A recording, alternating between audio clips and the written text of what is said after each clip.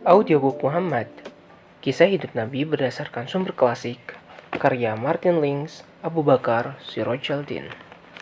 Kita memasuki bab ke-43, berjudul Perang Badar. Nabi kini memeriksa seluruh pasukannya. Beliau lewat di depan semua pengikutnya, memberikan semangat dan meluruskan barisan.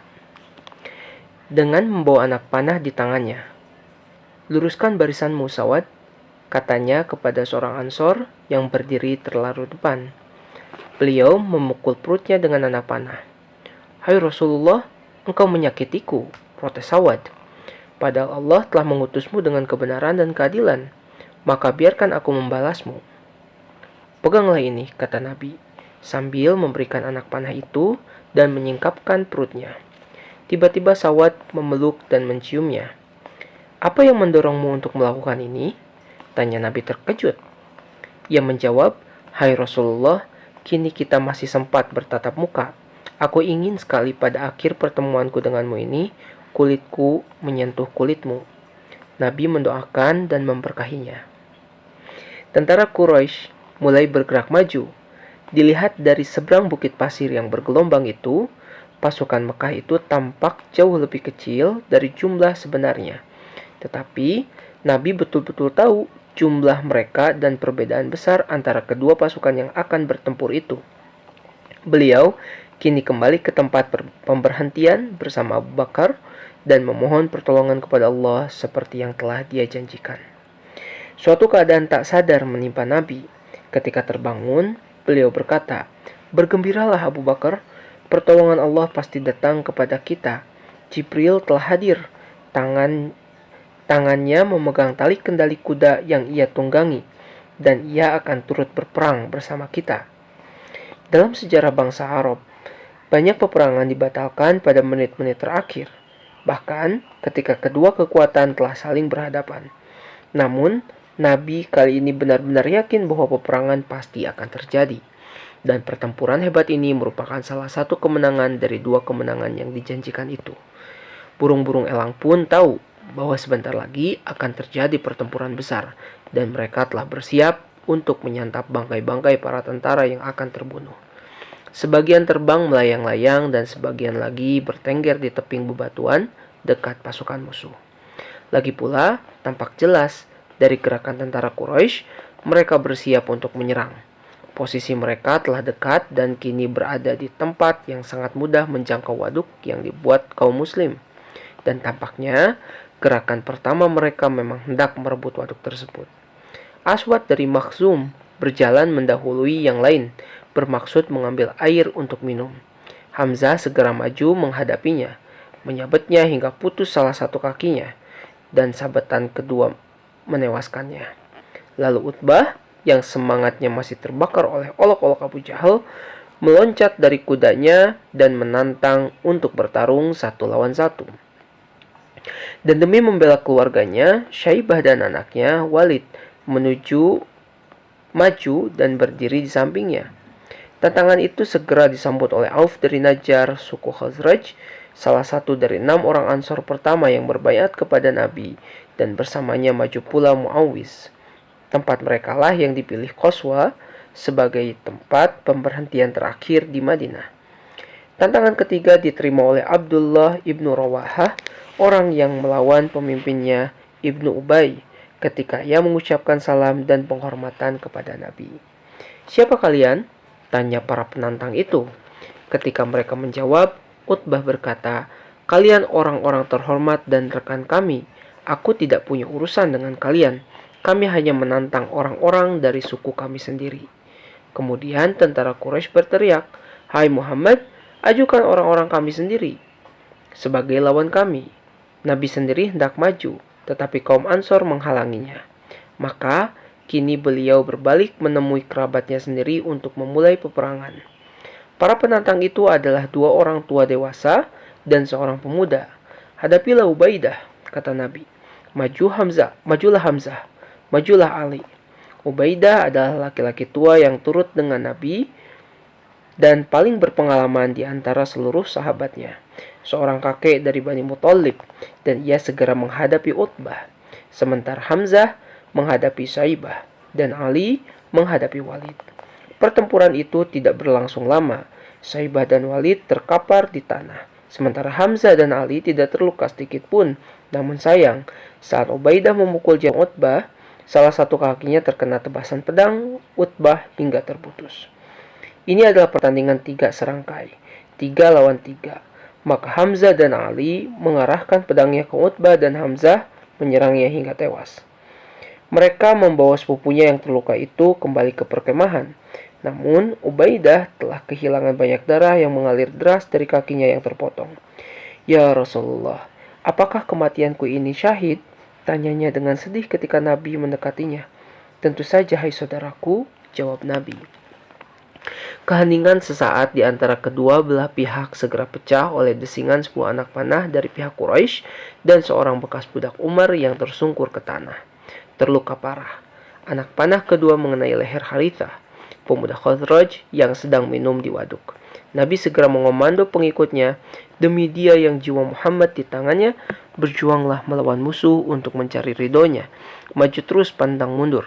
Tak ada seorang pun yang gugur tanpa jaminan akan langsung masuk ke dalam surga." Kata-kata itu diteruskan oleh para sahabat yang mendengarnya kepada mereka yang jauh dari jangkauan suara beliau. Umair dari Salimah, suku Khazraj, sedang membawa segenggam kurma dan ia sedang memakannya. "Kehebatan yang paling hebat," teriaknya. "Tak ada lagi jarak antara aku dan surga. Hanya karena mereka membunuhku." Maka ia letakkan kurmanya, segera menghunus pedang untuk menghadapi musuh dan mengikuti komando yang didengarnya. Auf berdiri di dekat Nabi. Ia kecewa karena tidak mendapat kehormatan untuk menghadapi tantangan yang pertama. Ia menoleh kepada Nabi dan berkata, "Hai Rasulullah, apa yang bisa buat Allah tersenyum senang kepada hambanya?" Nabi menjawab, "Jika ia tanpa ragu-ragu terjun ke medan perang tanpa baju besi." Auf pun segera menanggalkan baju besi yang dipakainya. Ketika Nabi memungut segenggam kerikil dan berteriak kepada tentara Quraisy, hancurlah wajah-wajah itu. Beliau melemparkan kerikil-kerikil itu kepada mereka dengan niat melempar bencana. Kemudian beliau memberi aba-aba pekik peperangan yang telah beliau rencanakan. "Ya Mansur Amit," bergemuruhlah dari mulut-mulut mereka pada setiap kali bergerak maju melawan musuh.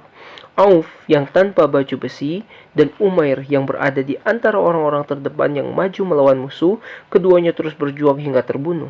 Dengan gugurnya mereka, juga gugurnya Ubaidah dan 2 orang yang terkena anak panah itu, maka jumlah syahid 5 orang. Hanya 9 mukmin lagi yang gugur hari itu. Di antaranya Umair yang lain, adik Sa'ad yang disuruh pulang Nabi ke rumahnya. "Bukan kamu yang telah melempar mereka ketika kamu melempar, tetapi Allah lah yang melempar." Quran Surah Al-Anfal ayat 17. Wahyu ini diterima Nabi tak lama setelah peperangan usai. Kerikil-kerikil itu bukan satu-satunya manifestasi dari kekuatan Tuhan yang dilemparkan dari tangan Nabi pada hari itu.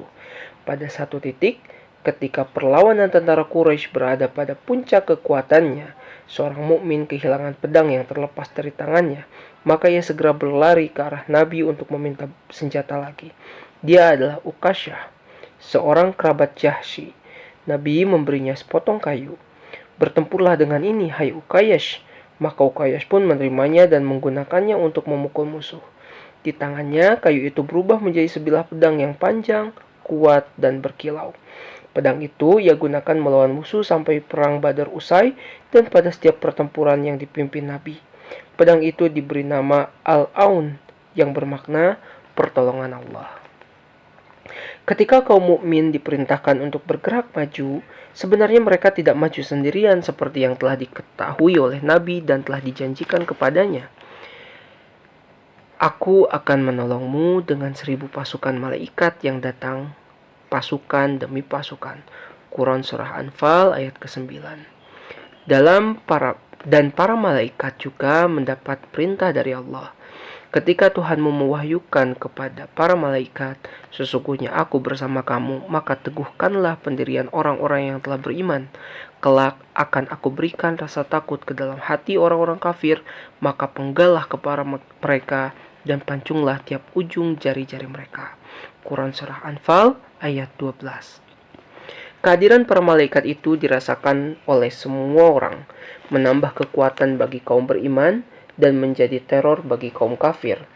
Namun, kehadiran mereka hanya terlihat atau terdengar oleh segelintir orang dengan derajat yang bervariasi.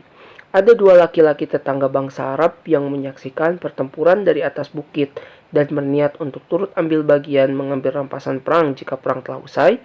Tiba-tiba segumpal awan putih menyapu mereka. Awan itu melengkingkan suara ringkikan kuda, dan tiba-tiba salah seorang dari dua laki-laki itu terjatuh dan tewas. Hatinya diguncang rasa takut, kata satunya yang masih hidup, menceritakan dan membandingkannya dengan apa yang dia rasakan sendiri.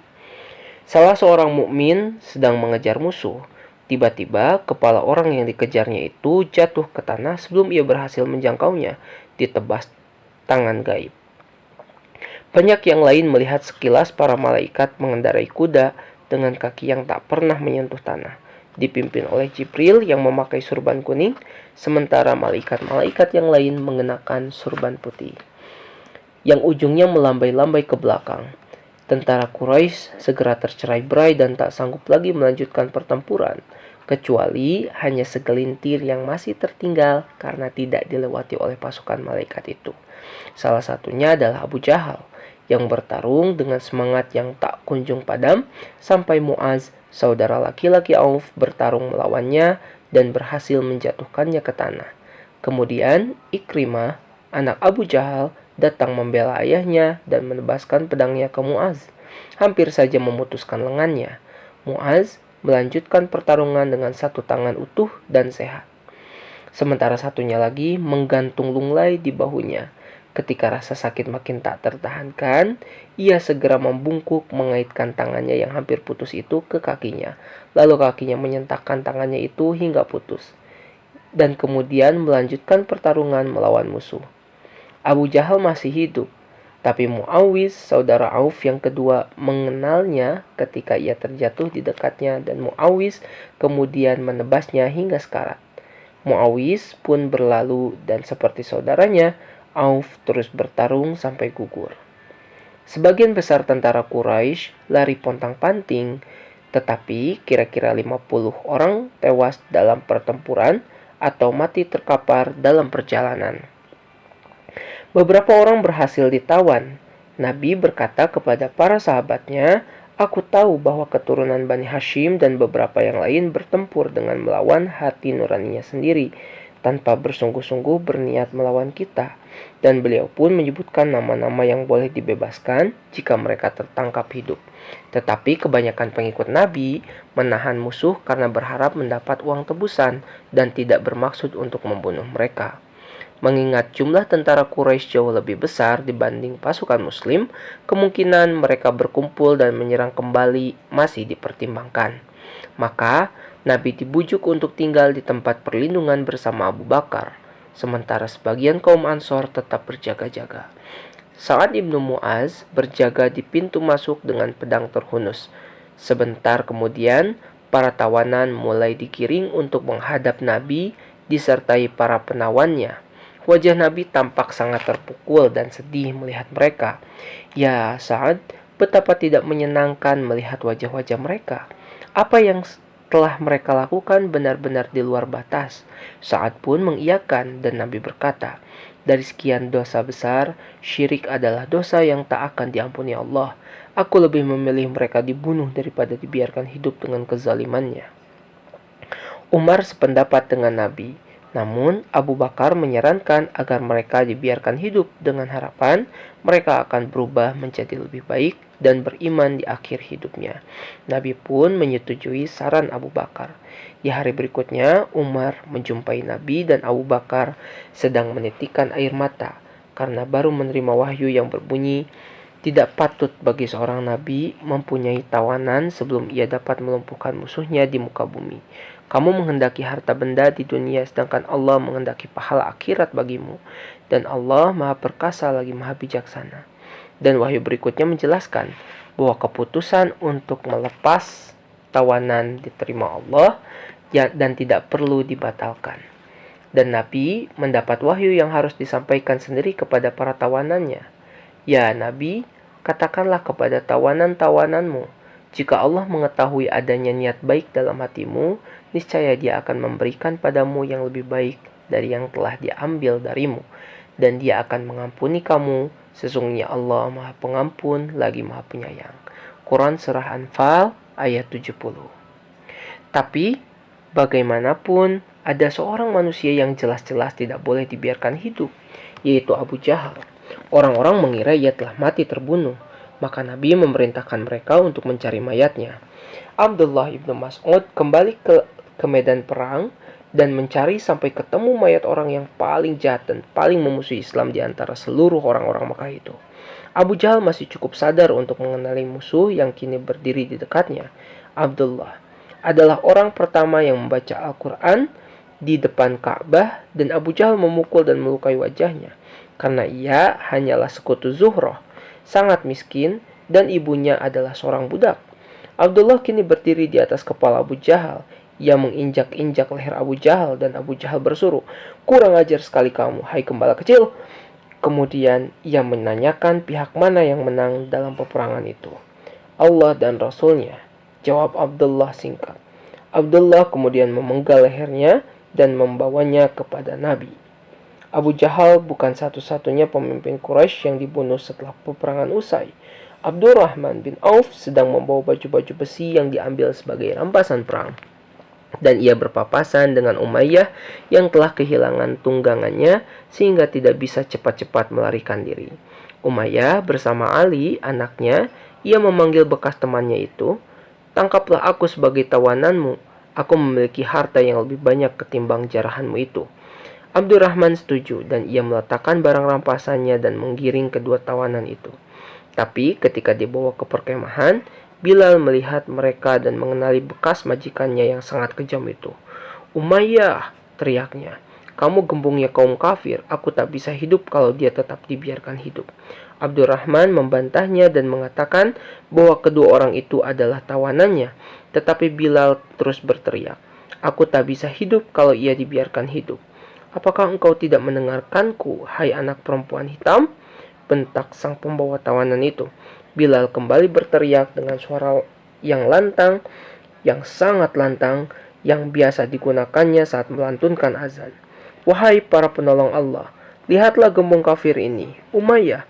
Aku tak bisa hidup jika ia tetap dibiarkan hidup." Orang-orang berkumpul di sekitar mereka dan mengerumuni Abdurrahman dan kedua tawanannya itu. Tiba-tiba sebelah pedang ditebaskan ke Ali, tapi ia tak tewas. Abdurrahman melepaskan tangan sang tawanan. "Selamatkanlah dirimu sendiri," katanya. "Kamu tak bisa meloloskan diri. Demi Tuhan aku tidak bisa menolongmu." Di sekitar mereka, orang-orang berdiri dengan pedang terhunus dan mereka pun membunuh kedua tawanan itu. Beberapa tahun kemudian, Abdurrahman menuturkan, "Semoga Allah merahmati Bilal. Harta rampasanku telah lenyap dan ia merampas pula dua tawananku." Nabi memerintahkan agar mayat-mayat kaum kafir dikuburkan ke dalam satu lubang. Saat tubuh Utbah dimasukkan ke liang lahat, wajah Abu Huzaifah, putra Utbah, menjadi pucat pasi dan dirundung rasa duka yang mendalam. Nabi dapat mengerti perasaannya dan menyarankan agar ia memalingkan wajahnya. "Hai Rasulullah," kata Abu Huzaifah, "aku bukan hendak memprotes perintahmu untuk menguburkannya, tapi aku mengenalnya sebagai seorang laki yang bijaksana, baik dan ramah. Semula aku berharap sifat-sifat baiknya ini dapat mengantarkannya untuk masuk Islam.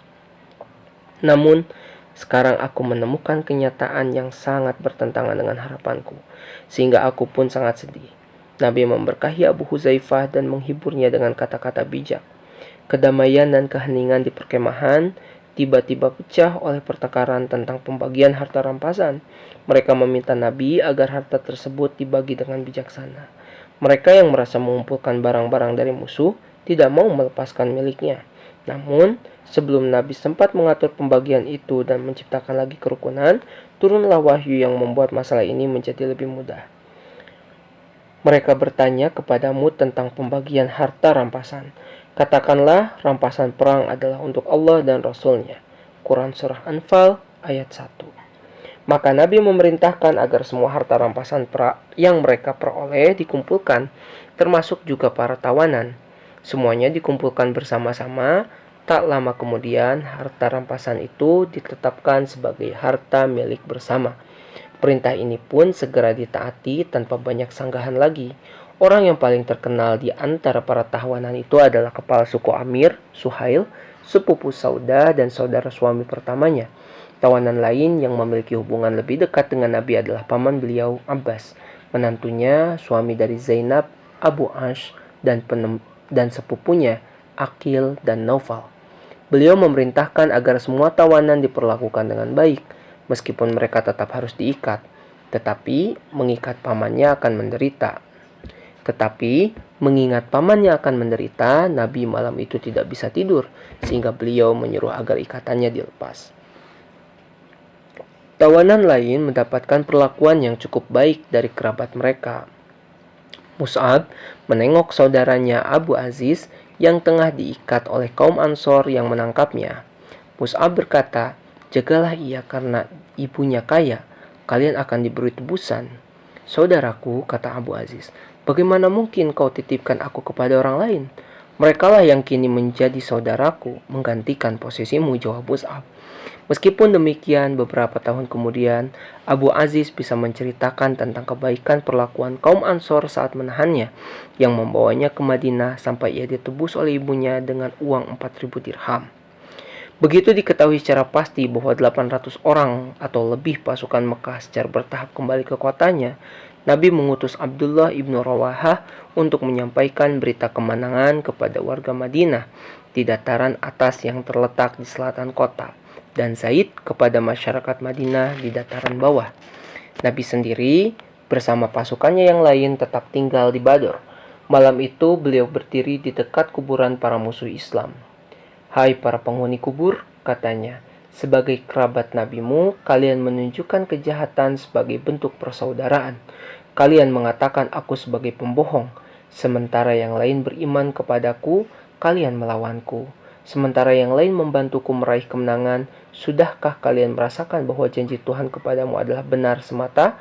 Aku tidak meyakini kebenaran segala janji Tuhan kepadaku." Beberapa pengikut Nabi merasa heran dan aneh melihat Nabi berbicara pada orang yang sudah mati. Tapi Nabi berkata, "Mereka mendengar kata-kataku sebagaimana kalian mendengar kata-kataku. Hanya saja mereka tak bisa lagi menjawabnya." Keesokan harinya, pagi-pagi, Nabi bersama seluruh pasukan dan rampasan perangnya berangkat menuju Madinah. 2 orang tawanan yang akan ditembus dengan harga 4.000 dirham adalah Nadar dari Bani Abduddar dan Uqbah dari Bani Abdusyam. Namun, mereka ini benar-benar musuh Islam yang terburuk. Jika mereka dilepaskan, kemungkinan besar mereka akan segera melakukan tindakan jahat lagi kepada kaum muslim. Kecuali jika kemenangan kaum muslim di Badr itu mampu menggugah hati mereka untuk beriman. Nabi kini terus menatap kedua musuh Islam itu, namun tidak sedikit pun menangkap tanda-tanda adanya perubahan hati mereka. Dan selama perjalanan itu menjadi jelas bagi Nabi bahwa bila mereka dibiarkan hidup, tidaklah sesuai dengan kehendak Allah. Di pemberhentian pertama, Nadar dihukum mati dan Ali sebagai pelaksananya. Di pemberhentian berikutnya, Uqbah mengalami nasib yang sama di tangan seorang sahabat dari Aus. Nabi membagi sisa tawanan dan harta rampasan secara adil kepada seluruh sahabatnya yang turut pada ekspedisi ini. Sementara itu, Zaid dan Abdullah ibnu Rawahah telah sampai di Madinah. Penduduk Madinah benar-benar bergembira mendengar kabar itu, kecuali kaum munafik dan kaum Yahudi. Di samping menyampaikan berita baik, Zaid juga menerima berita duka. Ruqayyah meninggal dunia dan Utsman bersama Usamah baru saja pulang dari proses penguburannya. Saat isakan tangis atas kematian Ruqayyah masih terdengar di sudut-sudut kota, Zaid menyampaikan kepada Afro tentang kematian kedua anaknya, Auf dan Muawwiz. Saudah pergi bolak-balik antara rumahnya dan rumah Afro untuk turut berbelasungkawa. Bagi Afro, berita kematian kedua anaknya itu tidak saja menimbulkan rasa duka, tapi juga menumbuhkan kebahagiaan, sebab ia yakin kedua anaknya gugur sebagai syahid. Zaid juga membawa berita kepada Rubayyi tentang kematian anaknya yang masih sangat belia, Harisah ibnu Suraqah, yang lehernya tertembus anak panah ketika ia sedang minum di dekat sumur. Saat Nabi datang, Rubayyi segera menemuinya dan menanyakan tentang anaknya. Rubayyi bersedih mendengar anaknya meninggal di saat perang sebelum dimulai dan belum sempat berjuang demi Islam. "Wahai Rasulullah, maukah engkau menceritakan kepadaku tentang Harithah? Jika ia masuk surga, aku akan ikhlas melepaskannya. Tetapi jika tidak, maka aku akan terus menangisinya demi menembus dosanya."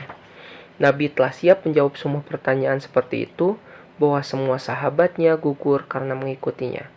Nilai sebuah kematian tergantung pada niatnya, tegasnya. Namun secara khusus beliau saat itu menjawab, "Wahai ibu Harisah, di dalam surga ada banyak taman. Sungguh putramu kini berada di taman surga yang tertinggi, yaitu Firdaus." Itulah akhir dari bab ke-43. Selanjutnya kita akan memasuki bab ke-44. Kembalinya orang-orang yang kalah.